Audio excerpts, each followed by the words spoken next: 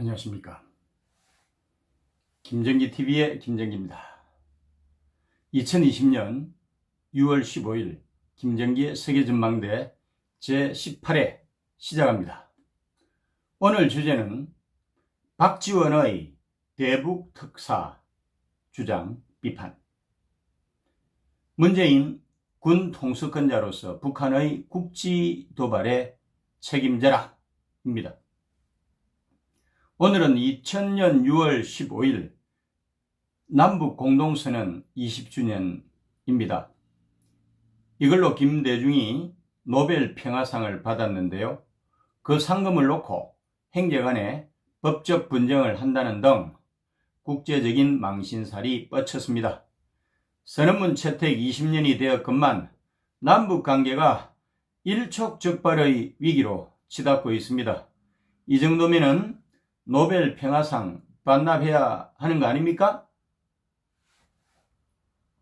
최근에 북한 김여정의 담화, 즉 쓸모없는 남북 공동연락사무소를 형체도 없이 폭발을 하고 다음 대적 행동의 행사권은 우리 군대 총참모부에 넘겨서 군대로 하여금 도발을 하려 한다는 협박을 했는데요. 박지원이 문재인에게 깨매는 다 죽는다는 식으로 상황의 심각성을 알리면서 대북 특사 파견을 주문했습니다. 물론 옳은 일일 수도 있습니다. 그러나 현실적으로는 불난집에 부채질하는 격입니다. 그동안 가짜 평화만 외치면서 지난 2년을 허송했던 문재인이 현재로서 북한에게 내밀 수 있는 카드가 없습니다. 빈손으로 가서 무릎 꿇고 호소하는 굴종을 보인다고 해서 코로나 이후 최악의 경제 상황으로 사면초가에 처해 있는 북한이 감동을 하고 마음을 바꿀 것 같습니까? 참으로 순진한 생각입니다. 한국에 대한 보복 계획이 이미 서 있다고 이야기를 했지 않습니까? 단계별로 순차적으로 행동으로 보이겠다고 했지 않습니까? 저는 이번에는 반드시 실천을 하게 될 거라고 생각합니다. 이런 북한의 행동, 최종적으로는 군사적 도발을 막을 수 있는 방법이 없을까요? 도대체 북한이 문재인에게 원하는 게 무엇일까요? 제가 보기에는 2000년 6월 15일 김대중과 김정일이 합의했던 남북 공동선언문 3항에 충실하라는 것입니다. 내용을 보면은 남과 북은 경제협력을 통하여 민족 경제를 균형적으로 발전시킨다고 나와 있습니다. 북한에서는 우리 민족끼리 힘을 합쳐가지고 민족 경제 공동체를 만들어서 공생공존 공영하자고 하는 것입니다. 김정은이 문재인에게 건 기대는 미국 유엔을 통해 북한에 가하고 있는 유엔 제재를 설사 어기는 한이 있더라도 남북 경협을 통해서 피폐화된 북한 경제를 살려내라고 하는 것입니다. 여기에 화답하듯이 처음에는 문재인도 경제가 평화다를 밥 먹듯이 외치면서 평화 경제를 주창을 해서 북한에게 희망의 메시지를 던졌던 게 사실입니다. 한편 문재인은 미국을 설득해서 제재 해제까지는 아니더라도 제재 완화를 받아내 가지고 남북 경협을 추진할 수 있다고 생각을 하고서 트럼프를 설득을 했지만 미국의 동맹국인 한국의 국가 원수로서 문재인이 신뢰를 상실한 지 오래되다 보니까 그의 말이 트럼프에게는 씨알도 먹히지 않았습니다. 그래서 문재인은 일종의 간보기로 유엔 제재 조치를 어기면서까지 북한을 도와주는 범행을 여러 차례에 걸쳐서 시도를 했는데 이것마저도 발각이 돼가지고 미국이 한국 경제를 마비시킬 수 있는 세컨더리 보이콧 카드를 만지작 하자 결국 포기하게 됐습니다. 청와대에서 종북 주사파들에게 둘러싸인 문재인 입장에서는 나름대로 북한에 대한 충성심을 발휘해서 최선을 다했다고 생각했겠지만은 지난 2년간의 노력이 말의 성찬 이외에 생산적인 결과를 낸 게 하나도 없었지 않습니까?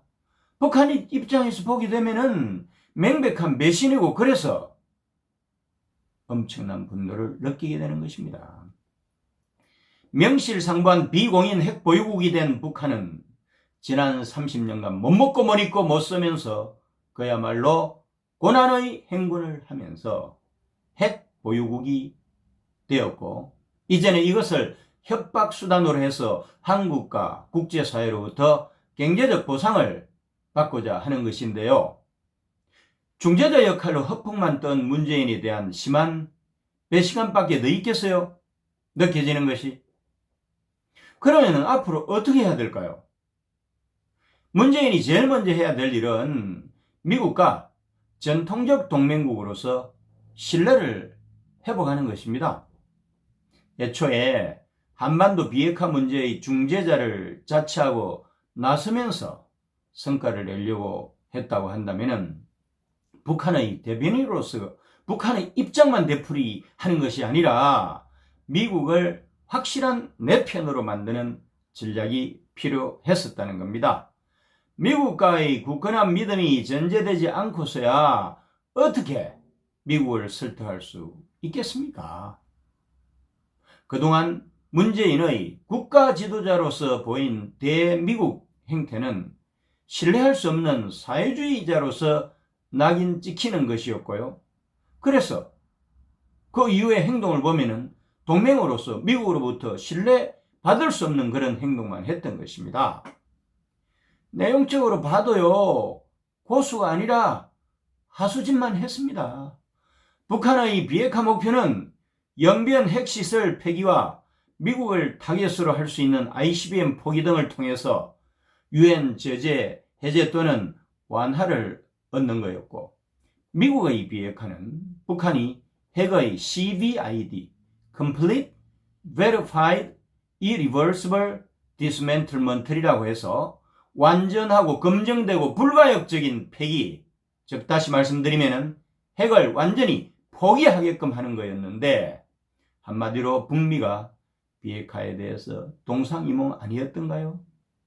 그래서 차라리 북한의 대변인이 아니라 미국의 입장에서 북한을 설득해가지고 핵을 완전히 포기해서 한반도에 핵 없는 영구 평화를 정착시키게 되면은 북한이 얻을 수 있는 걸 중심으로 설득을 하는 것이 현재보다는 훨씬 더 나은 결과를 냈을 거라는 겁니다.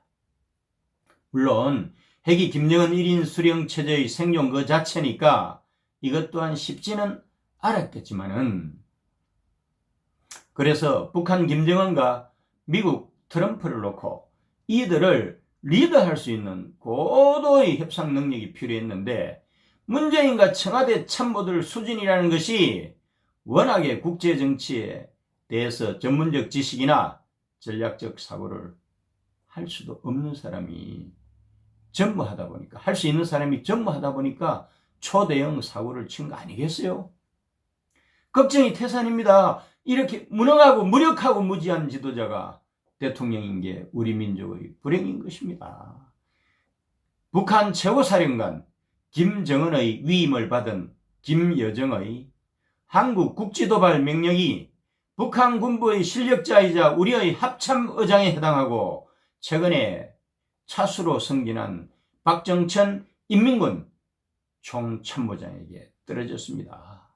조만간 남북공동사무소가 폭격을 받아서 산산조각이 날 것이고 순찬적으로 제가 지난번 방송에서 대애언을 했던 것처럼 해군 제2함대 소속 동해함이나 동해급 호위함이 북한의 최신의 잠수함의 어뢰 공격을 받아서 수백 명의 해군 병사들을 사망케 하는 그런 일이 생길 가능성이 있다는 거예요. 그렇게 되면 이들의 억울한 죽음을 누가 책임을 질 것입니까? 물론 전적으로 군 통수권자인 문재인이 되겠죠. 오늘도 함께 해주신 김정기TV 애청자 여러분 감사합니다.